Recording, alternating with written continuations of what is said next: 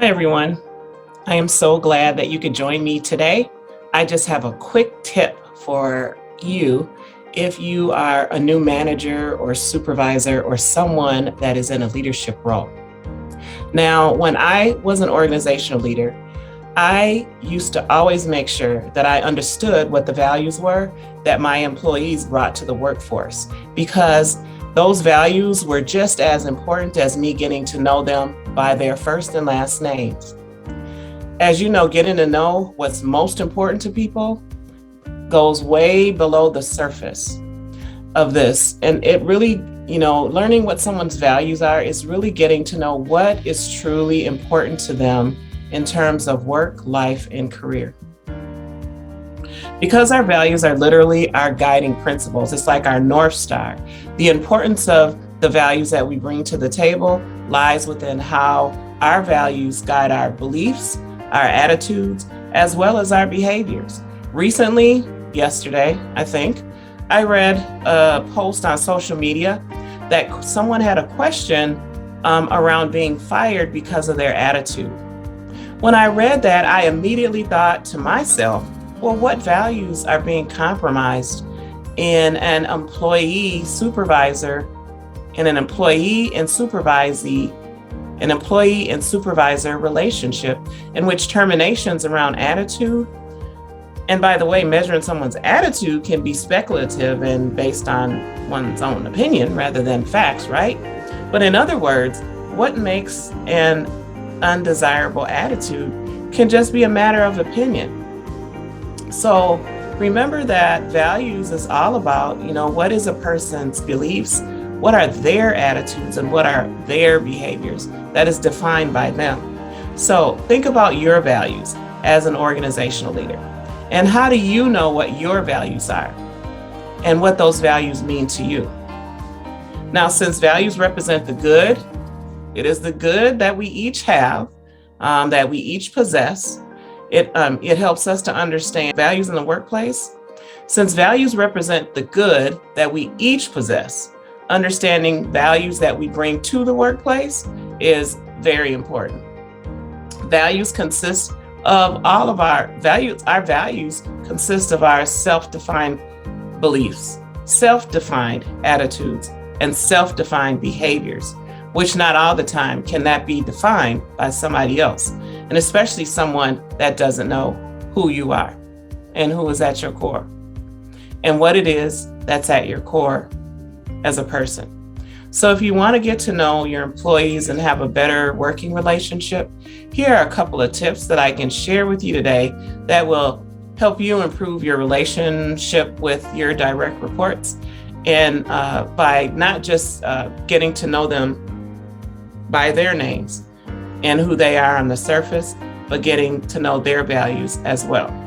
Now, if you have staff under your leadership that may be feeling that, on occasion their values are really not being respected, and maybe they have to compromise their own values to work there at the workplace, or maybe in some situations, possibly with you, you may eventually be on the verge of losing a great staff and an asset to your team.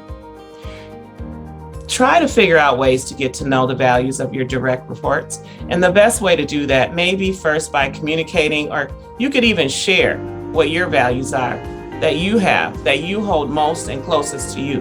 What you're going to find is that this exchange between you and someone else, it could improve your relationship, how you communicate, which is essential to building a culture of respect, between people. So values are also useful in the decision-making process because it is the same values that influences our choices when we have to make a decision about the things we have to respond to. Now, when people identify or they're engaging with their own values, then they're able to and can identify with how and why you're making the choices you are around your decision and your decision-making process. So let me give you an example.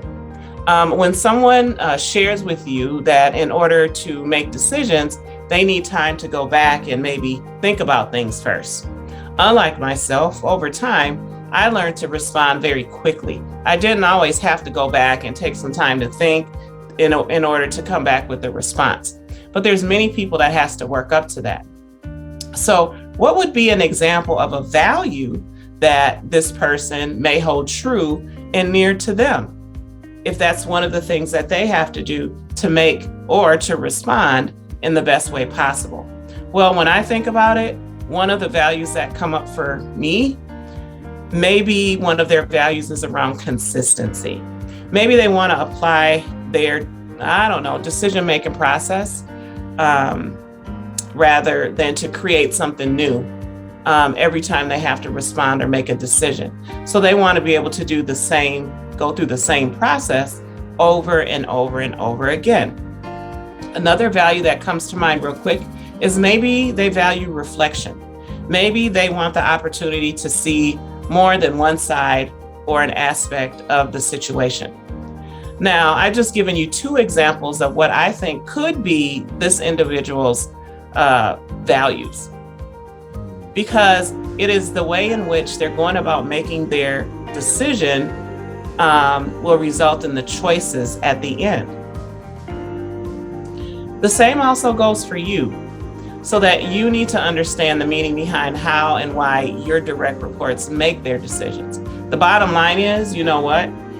When you get to know those working with you in a more personal way, you're going to find yourself learning more about their strengths and less about their weaknesses. What it is that is most important to them as a member of your team becomes a priority for you in the way that you communicate, in the way that you make decisions, in the way that you make choices around their being in the workplace. If you would like to learn more about what it takes to move to being in accepted leadership, to moving towards exceptionally leading, like and share my post. Click the link below and book your clarity session with me today. As always, I really enjoy spending time with you. Take care and have an amazing day. Bye-bye.